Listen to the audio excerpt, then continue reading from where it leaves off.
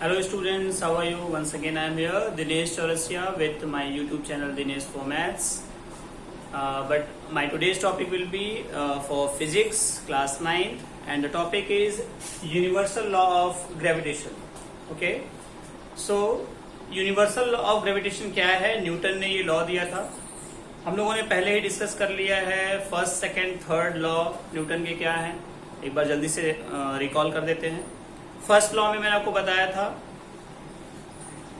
कि जब तक आप किसी भी ऑब्जेक्ट पे कोई फोर्स नहीं लगाते हैं तब तक वो ऑब्जेक्ट अगर रुका हुआ है तो रुका हुआ ही रहेगा, अगर मोशन में है तो मोशन में ही रहेगा.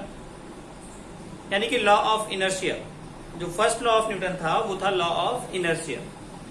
इसमें क्या है, अगर कोई ऑब्जेक्ट रुका हुआ है तो रुका हुआ ही रहेगा और अगर चल रहा है तो चलता ही रहेगा, यानी मोशन में ही रहेगा जब तक कि हम इसमें बाहर से या कोई भी एक्सटर्नल फोर्स नहीं लगाते हैं. ठीक है, तो this was the first law of Newton, इसको हम लोग लॉ ऑफ इनर्शिया भी बोलते हैं.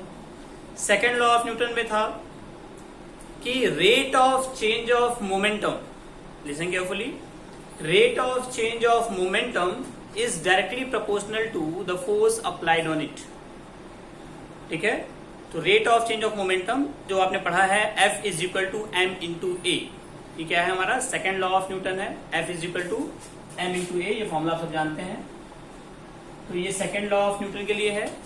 और third law of third law of Newton क्या है कि law of action and reaction. आप जितना भी फोर्स किसी ऑब्जेक्ट पे लगाते हैं, जितने भी प्रेशर से किसी भी सामने वाले ऑब्जेक्ट को दबाते हैं, तो उतना ही रिएक्शन फोर्स अपोजिट डायरेक्शन में लगता है. जैसे आप सब ने एग्जाम्पल में पढ़ा होगा कि जब हम बंदूक से गोली चलाते हैं तो गोली तो आगे जाती है लेकिन बहुत तेजी का झटका पीछे की तरफ लगता है. जब आप नाव से उतरते हैं तो आपने देखा होगा उतरते टाइम पैर से आप आगे आते हैं लेकिन नाव पीछे की तरफ जाती है. जब आप, ऐसे कई सारे एग्जाम्पल्स हैं, जैसे रॉकेट कौन से लॉ पे काम करता है, law of action and reaction पे. रॉकेट के अंदर बारूद भरा होता है, जैसे उस बारूद में आग लगाते हैं यानी कि इलेक्ट्रिसिटी या जो भी उसमें विस्फोट करते हैं, तो बारूद का फोर्स जो है अपोजिट लगता है लेकिन रॉकेट अपोजिट ऊपर की तरफ जाता है. तो ये तीन लॉ है न्यूटन के. और उसके बाद एक बहुत इंपॉर्टेंट लॉ है यूनिवर्सल लॉ ऑफ ग्रेविटेशन. जरा ध्यान से देखिए कि ये यूनिवर्सल लॉ ऑफ ग्रेविटेशन क्या है. इसमें ये सेकेंड लॉ का यूज है, इसलिए मुझे रिकॉल करना पड़ा फर्स्ट, सेकेंड, थर्ड लॉ.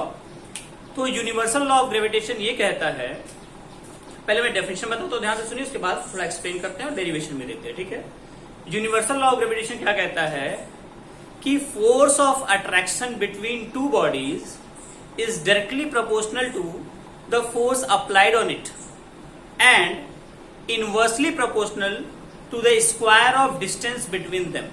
फिर से ध्यान से सुनिए, अगर दो ऑब्जेक्ट है तो उन दोनों ऑब्जेक्ट के बीच में एक फोर्स ऑफ अट्रैक्शन लगेगा.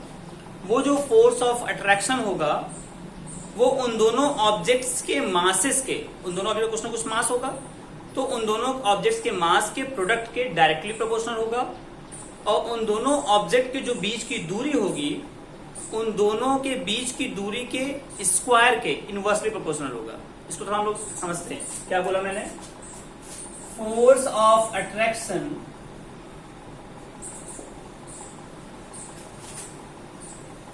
between two bodies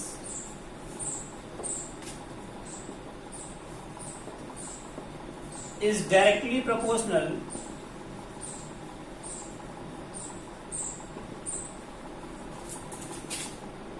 to the product of their masses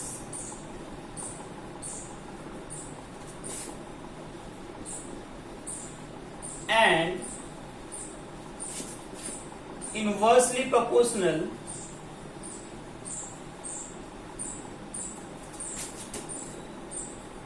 to the square of distance between them. अभी भी बहुत क्लियर नहीं है, मुझे पता है, जरा ध्यान से देखिए. अगर यूनिवर्स में कोई भी दो ऑब्जेक्ट है, मान लेते हैं एक ऑब्जेक्ट ये है, एक दूसरा ऑब्जेक्ट ये, ऑब्जेक्ट ए, ऑब्जेक्ट बी. ठीक है, इस डेफिनेशन को हम लोग डेरिवेशन से समझते हैं. ऑब्जेक्ट ए का मास है m1, ऑब्जेक्ट बी का मास है m2, कुछ ना कुछ मास होगा. और इन दोनों ऑब्जेक्ट के सेंटर से जो डिस्टेंस है वो डिस्टेंस है r. ठीक है, मैंने लिखा है force of attraction between two bodies. इस यूनिवर्स में न्यूटन ने क्या बताया, इस यूनिवर्स में अगर दो ऑब्जेक्ट हैं तो उन दोनों ऑब्जेक्ट के बीच में कुछ ना कुछ फोर्स ऑफ अट्रैक्शन जरूर लगता है, उसको हम लोग बोलेंगे एफ। ठीक है, इन दोनों के बीच डिस्टेंस आर है और जो फोर्स ऑफ अट्रैक्शन है वो है एफ मान लेते हैं। Let there be two objects, object A and object B. Object A का मास मान लेते हैं m1, ऑब्जेक्ट बी का मास मान लेते हैं m2। इन दोनों के बीच की जो दूरी है वो r ले लेते हैं और मान लेते हैं जो फोर्स F काम कर रहा है इन दोनों के बीच में, ठीक है, वो है, हमने डेफिनेशन में लिखा है force of attraction F is directly proportional, ध्यान से देखिए, between two bodies is directly proportional to the product of their masses. तो प्रोडक्ट ऑफ देयर मासेस मतलब m1 इंटू m2, इन दोनों ऑब्जेक्ट के मासेस के प्रोडक्ट के प्रोपोर्शनल होता है। उसके आगे का लिखा है and inversely proportional to the square of distance between them. यही जो F है, यही फोर्स F इनवर्सली प्रोपोर्शनल मतलब 1 हो जाएगा, उल्टा। ठीक है, इनवर्सली मतलब होता है उल्टा 1/। तो उन दोनों के बीच जो डिस्टेंस है R, उसके स्क्वायर के इनवर्सली प्रोपोर्शनल। पहला दोनों ऑब्जेक्ट के मासेस के प्रोडक्ट के डायरेक्टली प्रोपोर्शनल है, डायरेक्टली प्रोपोर्शनल। इनवर्सली के लिए 1 उन दोनों के बीच के डिस्टेंस के स्क्वायर के इनवर्सली प्रोपोर्शनल है। इसको हमने ले लिया इक्वेशन नंबर 1, इसको ले लिया इक्वेशन नंबर 2। इन दोनों को कंबाइन कर दीजिए तो F कॉमन है, प्रोपोर्शनल है m1 इंटू m2 अपॉन ये r²। एक बात याद रखिए, जब भी इस प्रोपोर्शनैलिटी साइन को आपको हटाना होगा तो आप इज इक्वल टू का साइन लगाएंगे और कोई कांस्टेंट जरूर लिखना होगा। तो F प्रोपोर्शनैलिटी साइन हटाएंगे तो इज इक्वल टू लगाएंगे, कोई कांस्टेंट k लिखेंगे, m1 into m2 upon r²। ध्यान से मेरी बात सुनिए, ये जो कांस्टेंट k है यहाँ पे हम कांस्टेंट k नहीं लिखे। देखिए बाकी सारे केसेस में जहां जहां भी प्रोपोर्शनैलिटी साइन आएगा प्रोपोर्शनल लगाएंगे आप k या कोई भी कांस्टेंट लिखेंगे, लेकिन यहाँ पे हमें पता है कि जो कांस्टेंट है वो काम करता है कैपिटल G। ध्यान से सुनिए, F proportional to m1 into m2 upon r²। जब भी आप इस प्रोपोर्शनैलिटी साइन को हटाएंगे तो आप लिखेंगे इज इक्वल टू और कोई कांस्टेंट लिखेंगे, यहाँ पे लिखेंगे G। ये G क्या है आपका, ये G है आपका कांस्टेंट, जिसको कि हम लोग ग्रेविटेशनल कांस्टेंट बोलते हैं। ठीक है, तो F is equal to G m1 into m2 upon r², where G is gravitational constant. तो हमारा जो फॉर्मूला मिला F is equal to G m1 into m2 upon r², इस G को हम लोग बोलते हैं ग्रेविटेशनल कांस्टेंट। और इस G की जो वैल्यू होती है वो होती है 6.67 इंटू 10⁻⁻11। यूनिट क्या लिखेंगे आप, देखिए न्यूटन मीटर स्क्वायर पर केजी स्क्वायर। कैसे आया मैं बताता हूं आपको।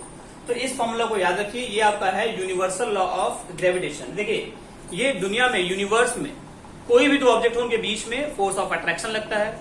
उन दोनों ऑब्जेक्ट का कुछ ना कुछ मास होगा, तो उन दोनों के मासेस के डायरेक्टली प्रोपोर्शनल होगा फोर्स। उन दोनों के बीच जो दूरी होगी उसके स्क्वायर के इनवर्सली प्रोपोर्शनल होगा। और F is proportional to m1 into m2 upon r²। इन दोनों इक्वेशन से प्रोपोर्शनैलिटी साइन को हटाते हैं तो कोई कांस्टेंट लिखते हैं इज इक्वल टू लगा के। हमने यहाँ कांस्टेंट लिखा G हमारा होता है gravitational constant. F is equal to G m1 into m2 upon r²। और G की जो वैल्यू होती है वो होती है 6.67 इंटू 10⁻⁻11 न्यूटन मीटर स्क्वायर पर केजी स्क्वायर। तो this is all about universal law of gravitation. इसके बेस पे आपको ढेर सारे क्वेश्चन भी मिलेंगे जो लोग नेक्स्ट वीडियो में डिस्कस करेंगे। टिल देन इसको प्रैक्टिस कीजिए। See you, thank you so much. Please like and subscribe my channel. See you soon.